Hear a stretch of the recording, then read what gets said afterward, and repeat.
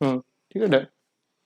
नमस्कार विद्यार्थियों, स्वागत है आपका ज्ञान सागर संस्थान के ऑनलाइन प्लेटफॉर्म पर। मैं सत्यार सर आप सभी का स्वागत करता हूं यूट्यूब चैनल पे। डियर स्टूडेंट्स, जो आज के क्लास में हम लोग एक बहुत ही इंपॉर्टेंट टॉपिक को पढ़ने वाले हैं, जो आपके जितने भी आपके एग्जामिनेशन हैं उनमें सबको आपको कवर करता है। और इसमें आज हम लोग इन्वायरमेंट के टॉपिक आपके इकोलॉजी और इकोसिस्टम को पढ़ने वाले हैं। बहुत ही इंपॉर्टेंट टॉपिक है। चलिए चालू करते हैं क्लास को बिना किसी देरी के।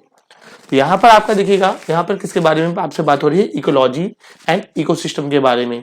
इकोलॉजी की अगर हम लोग बात करते हैं, इकोलॉजी से तात्पर्य हमारा किससे होता है? पारिस्थितिकी से होता है। ठीक है, पारिस्थितिकी और पारिस्थितिकी तंत्र। हिंदी में से हम लोग आपका पारिस्थितिकी और पारिस्थितिकी से निर्मित होने वाले तंत्र से समझते हैं। अब ये पारिस्थितिकी तंत्र या पारिस्थितिकी है क्या? देखिएगा, अगर हम बात करते हैं कि हमारे आसपास के जो भी हमारे आपके घटक हैं जो हमें नजर आते हैं, कंपोनेंट्स, इन कंपोनेंट्स की अगर हम लोग बात करते हैं तो वो हमारे आपके कैसे इन इकोलॉजी या इकोसिस्टम का निर्माण करते हैं। अगर देखा जाए, जैसे कि हमारे आसपास के जो भी आपके घटक, ठीक, तो हम इसको वो किसमें शामिल होते हैं? इकोलॉजी में। जैसे क्या है कि हम कह सकते हैं विज्ञान की वह शाखा, ठीक है, साइंस की वो ब्रांच जिसमें क्या होगा आपका कि हम जो भी हमारे आपके घटक हो, चाहे वो आपके बायोटिक हो या अबायोटिक हो, ठीक है, जो भी हमारे कंपोनेंट्स होंगे कैसे हो सकते हैं? या तो वो बायोटिक हो सकते हैं या आपके अबायोटिक, मतलब जैविक या अजैविक, या इन्हीं को हम आपका फिजिकल कंपोनेंट के नाम पे भी जानते हैं, भौतिक घटकों के नाम से जानते हैं। तो विज्ञान की वह शाखा जिसमें हम उन बायोटिक और अबायोटिक कंपोनेंट्स को पढ़ते हैं और साथ में इनके बीच में होने वाली जो भी हमारी आपकी क्या है अंतःक्रियाएं हैं, जो इंटरपर्सनल रिलेशंस है, उनको हम लोग पढ़ते हैं। आपके वो आपके जो तंत्र का निर्माण करती हैं या जो आपका संरचना बनाती हैं, वो आपकी क्या कहलाती है? आपकी इकोलॉजी कहलाती है। तो मतलब क्या है यहाँ पर? देखिएगा, अगर हम बात करते हैं बायोटिक कंपोनेंट्स की जिनमें जीवन है, जैसे हमारे पास में क्या है, कोई भी हमारे आपके जीव जंतु हैं, या हम क्या इसकी बात कर लेते हैं, मान लीजिएगा प्लांट्स की बात करते हैं, ये हमारे आपके पाए जाने वाले कैसे कंपोनेंट्स होंगे? बायोटिक कंपोनेंट्स होंगे। अबायोटिक कंपोनेंट्स की बात कर लेते हैं तो जो भी हमारी आपकी गैसेस होंगी, अगर हम मान लीजिएगा कौन सी गैस? CO2 गैस की बात कर लेते हैं, तो यहाँ पर जब तक CO2 और प्लांट अगर वायुमंडल में उपस्थित है या हमारा आपका जो जैवमंडल है, बायोस्फीयर है, उसमें उपस्थित होंगे, लेकिन अगर इनके बीच में कोई रिलेशन डेवलप नहीं होता है, एक दूसरे पर निर्भर नहीं होते हैं और एक दूसरे के साथ में कोई परस्पर क्रिया नहीं करते हैं, वो किसी भी ऐसे तंत्र का निर्माण नहीं करेंगे जो आपका एक विकसित तंत्र कहलाए। तो ऐसे केस में क्या होता है कि आपकी जो इकोलॉजी होगी, पारिस्थितिकी होगी, वो विज्ञान की ऐसी शाखा जिसमें हम आपके किसी भी आपके क्षेत्र में आपके जो जैविक और अजैविक घटक होंगे, बायोटिक एंड अबायोटिक कंपोनेंट्स होंगे, उनके बीच के जो आपके रिलेशंस होंगे उनके बारे में पढ़ते हैं। तो यहाँ पर अगर बात करते हैं इकोलॉजी की, ये इकोलॉजी शब्द आया कहाँ से? एक्चुअल में यहाँ पर आपका जो इकोलॉजी है, ये एक वर्ड होता है आपका ओकियोलॉजी। इस ओकियोलॉजी से इसका आपका जन्म होता है, ओकियोलॉजी से।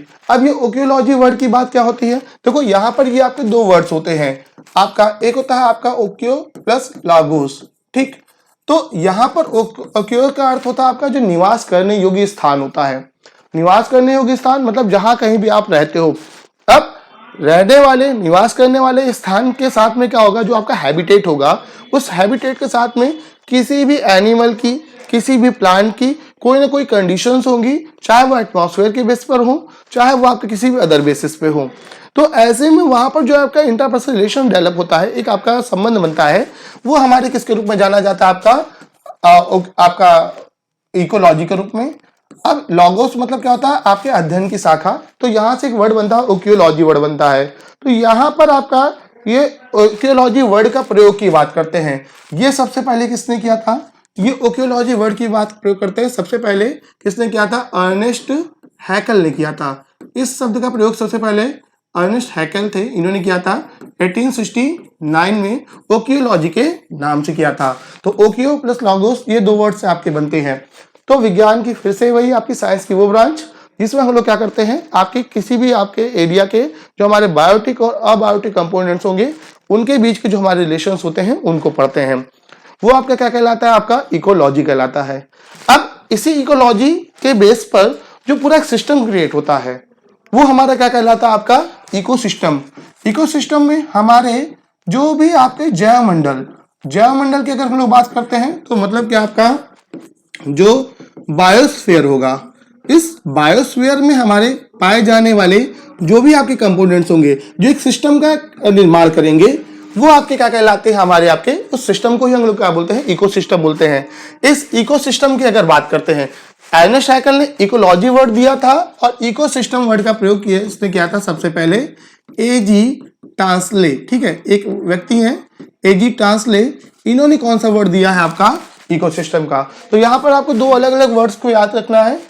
सबसे पहले इकोलॉजी या ओक्योलॉजी वर्ड अर्नेस्ट हैकेल का होता है और इकोसिस्टम वर्ड जो होता है किसका होता है, आपका एजी टांसले का होता है। तो यहाँ पर जो पारिस्थितिकी तंत्र होगा, कहीं भी हमारा आपका जो आपके जो भी हमारे आपके जैवमंडल बायोस्फीयर में हमारा आपका अगर होगा, तो उसमें आपके पाए जाने वाले जो भी घटक शामिल होंगे, सब मिलकर किसका निर्माण करते हैं, आपके एक इकोसिस्टम का निर्माण करते हैं।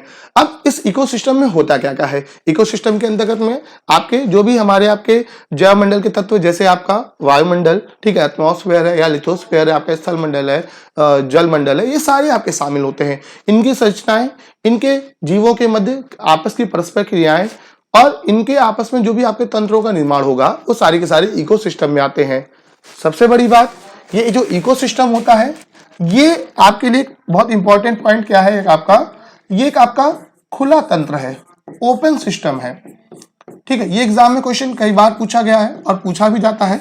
इकोसिस्टम कैसा है, एक खुला तंत्र है। क्यों? क्योंकि यहाँ पर जो ऊर्जा का प्रवाह होगा, एनर्जी का फ्लो होगा, वो कॉन्टिन्यूसली चलता रहता है। हमारे अर्थ पर अगर एनर्जी का कोई सबसे बड़ा रिसोर्स होता है तो वो सन होता है।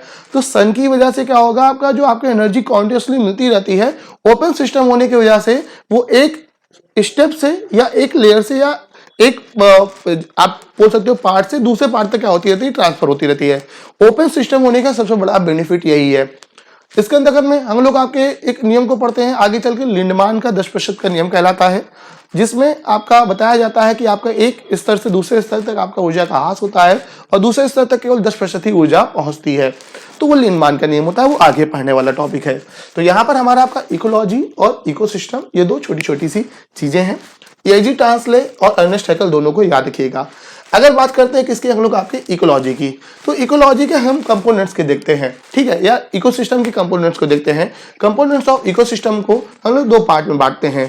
पहला हमारा आपका बायोटिक कंपोनेंट, मतलब जिनमें आपका क्या होगा, लाइफ नहीं होगी, इनको हम लोग फिजिकल कंपोनेंट के नाम से भी जानते हैं।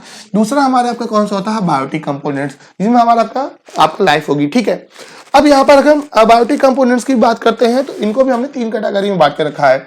फिजिकल कंपोनेंट्स आपके जो भी होंगे, जैसे आपका टेम्परेचर है, ह्यूमिडिटी है, लाइट है, ये आपका तापमान, आर्द्रता या सूर्य का प्रकाश। इनऑर्गेनिक कंपोनेंट्स में वाटर है, सॉइल है, मिनरल है, खनिज है, मृदा है, जल है। ऑर्गेनिक कंपोनेंट्स में हमारे आपके कार्बोहाइड्रेट है, फैट और प्रोटीन है। अब यहाँ पर ये जो भी हमारे आपके एलिमेंट्स हैं, ठीक है, अब ये सारे के सारे क्या कर रहे हैं, आपस में एक दूसरे से कहीं ना कहीं जुड़े हुए हैं, इनका प्रभाव पड़ता है। हम लोग फूड सिस्टम पढ़ते हैं या हमारे आपके जो साइकिल्स होते हैं, उन साइकिल्स में हम लोग नाइट्रोजन साइकिल्स को पढ़ते हैं, कार्बन साइकिल्स को पढ़ते हैं। तो वो कहीं ना कहीं आपके सॉइल के थ्रू आपके ह्यूमन तक या एनिमल्स तक, उसके द्वारा वापस आपके सॉइल तक ये पूरे साइकिल्स को क्रिएट करते हैं। वो आपका एक अलग टॉपिक है पढ़ने वाला। तो यहाँ पर आपका क्या हुआ कि आपस में क्या है, सारे के सारे जुड़े हुए हैं और इनका प्रभाव, ये आपस में तो जुड़े हुए हैं। जैसे कि एग्जाम्पल की अगर हम लोग बात कर लें तो यहाँ पर हम जैसे सॉइल की ही बात करते हैं, जो भी हमारे आपके लघुवनस्पति कुल के पौधे होते हैं, दलहनी पौधे होते हैं, वहां पर क्या होता है कि उनकी जड़ों में आपके प्रोटीन को आपको रोकने के लिए या प्रोटीन को इकट्ठा करने के लिए आपका राइजोबियम नामक आपका एक बैक्टीरिया होता है, वो पाया जाता है। तो ऐसे केस में यहाँ पर कहीं ना कहीं ये एक आपके आपस में इनके बीच में कनेक्शन का डेवलपमेंट होगा, आपस में एक दूसरे से क्या करेंगे, जुड़ेंगे। तो ऐसे कई सारे एग्जाम्पल होंगे। अब यहाँ पर जो ये सारे एबायोटिक कंपोनेंट्स आपस में जुड़ेंगे, साथ में इनका कनेक्शन किससे डेवलप होगा, आपका बायोटिक आपके एलिमेंट से। बायोटिक एलिमेंट्स को हम लोग तीन पार्ट में डिवाइड करते हैं, प्रोड्यूसर, कंज्यूमर एंड डिकम्पोजर। यानी ये हमारे आपके क्या हो जाएंगे, उत्पादक, कंज्यूमर यानी आपके उपभोक्ता और डिकम्पोजर यानी हमारे आपके अपघटक। ठीक, अब ये जो हमारे आपके तीन आपके लेयर होते हैं, प्रोड्यूसर, कंज्यूमर एंड डिकम्पोजर, इनके बेसिस पे क्या होता है, हमारे आपके जीवों की संरचनाएं और बाकी आगे की जो हमारी फूड चेन्स वगैरह होती हैं वो बनती हैं। ऊर्जा स्तरों का निर्धारण इसी आधार पर होता है। अगर हम प्रोड्यूसर की बात करते हैं तो उत्पादकों की बात होती है। उत्पादकों के अंतर्गत में इन्हें हम लोग आपका बात करते हैं किसकी, प्रोड्यूसर की, ठीक है, जो हमारे उत्पादक होते हैं। इनको मेनली हम लोग जानते हैं किसके नाम से, ऑटोट्रॉफ्स के नाम से जानते हैं। ये हमारे आपके जो ऑटोट्रॉफ्स होंगे ये हमारे कैसे होते हैं, स्वपोषी होते हैं। मुख्यतः भोजन का निर्माण ये क्या कर लेते हैं, स्वयं कर लेते हैं। तो प्रोड्यूसर्स हमारे लिए क्या है, फूड चेन का सबसे पहला पार्ट है। हमारे लिए जो भी हमारे आपके प्लांट्स होंगे, हमारे यहाँ के पेड़ पौधे होंगे, ठीक है, या कुछ ऐसे भी हमारे सूक्ष्म जीव जो भोजन का निर्माण स्वयं कर लेते हैं, वो आपके किस में आ जाते हैं, प्रोड्यूसर की कैटेगरी में आ जाते हैं। इन पर निर्भरता, इन प्रोड्यूसर पर निर्भरता किसकी होती है, कंज्यूमर्स की होती है। अगर इन कंज्यूमर्स की बात करते हैं तो यहाँ पर हमारे आपके कंज्यूमर को हम लोग आपके 3 कैटेगरी में बांट के रखते हैं।